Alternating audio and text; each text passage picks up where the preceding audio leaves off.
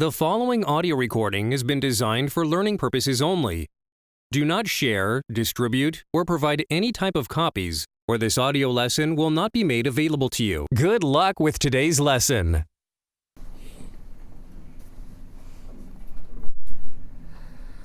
And the paranoia over Japanese invasion on the West Coast led to many in the government to fear that Japanese Americans would aid Japanese soldiers if they were to invade the West Coast. And so Franklin Roosevelt decides to issue a presidential executive order 9066, which interned all Japanese Americans in these internment camps that were far from the coastal regions on the West Coast. There is no evidence that that were to happen. It was a complete violation of their civil rights. It's considered to be one of the worst violations of people's rights, other than obviously slavery, in American history. Mrs. Roosevelt was horrified when she found out her husband was considering doing this, but he would not listen, and he did it anyway. So even J. Edgar Hoover, the head of the FBI at the time, who was not known as the most rational person in the world, didn't believe that there was reason to actually do this.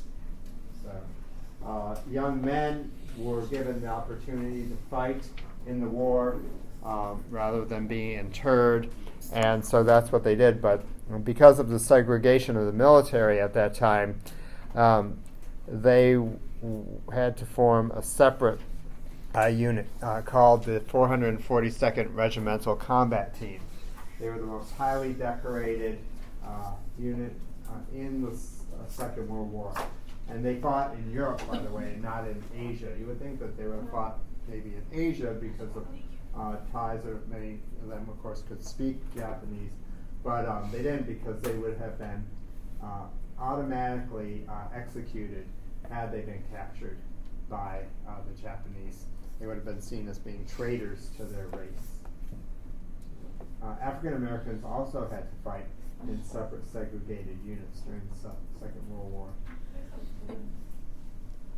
It would not be until President Truman actually banned segregation in the military after this war.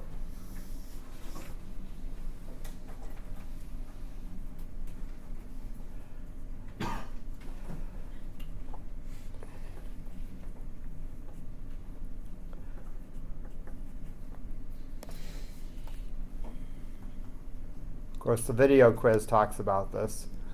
So everyone should be working on all the video quizzes and vocabulary quizzes before. I'm actually going to lock it before the test this time, because there were some people who actually did do it till late, and that's not doing you guys a service if you're doing it after the test. Then you just end up getting questions wrong that you should never have gotten wrong.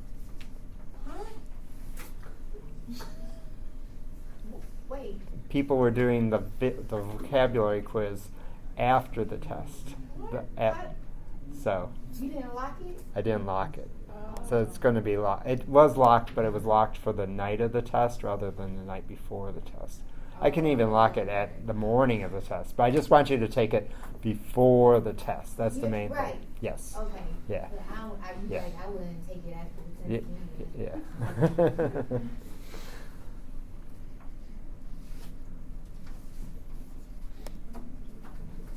In January of 1943, a bone of contention was placed between the Issei and their American-born children. I don't know what's doing. It had been determined that an all-Nisei fighting unit would be good for America's image as a true democracy. But many Issei objected to their sons fighting and possibly dying for a country which had stripped them of their rights. Yet thousands of young Nisei men did join up. They had their own reasons, which their parents often failed to comprehend. A lot of us felt that this was our only chance to demonstrate our loyalty. We would never get a second chance. This was it. We wanted there to be no question about what we were where we were going. The Nisei unit became the famed 442nd Regimental Combat Team, whose 8,000 men served gallantly throughout Europe. The regiment became the most decorated unit in the entire U.S. Army.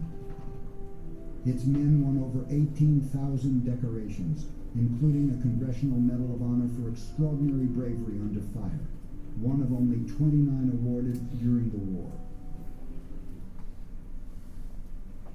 All right.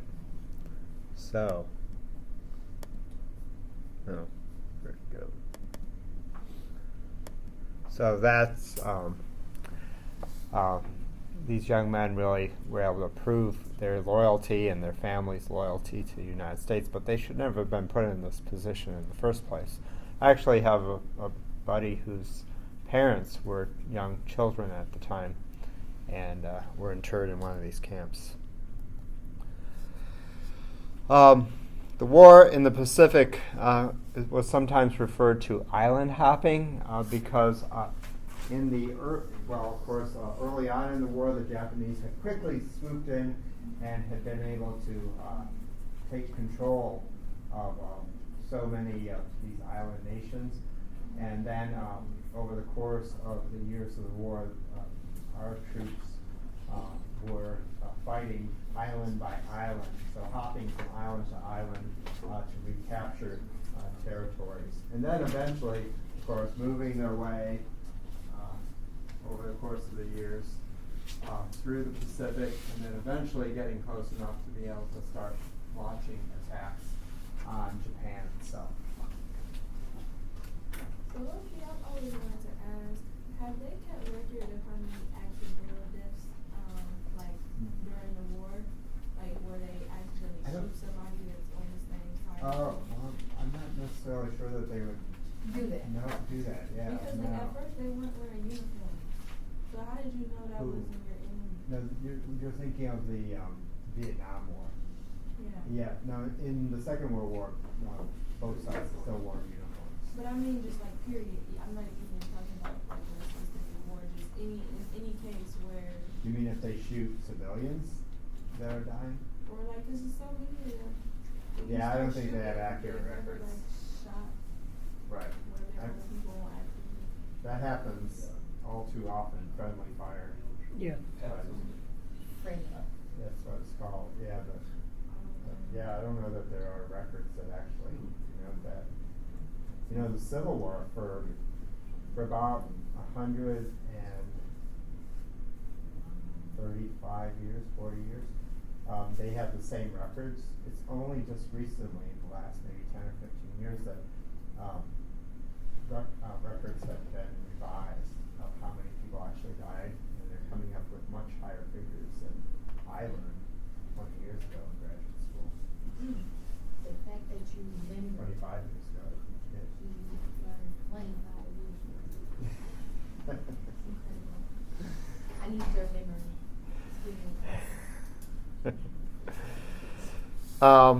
Good luck with today's lesson.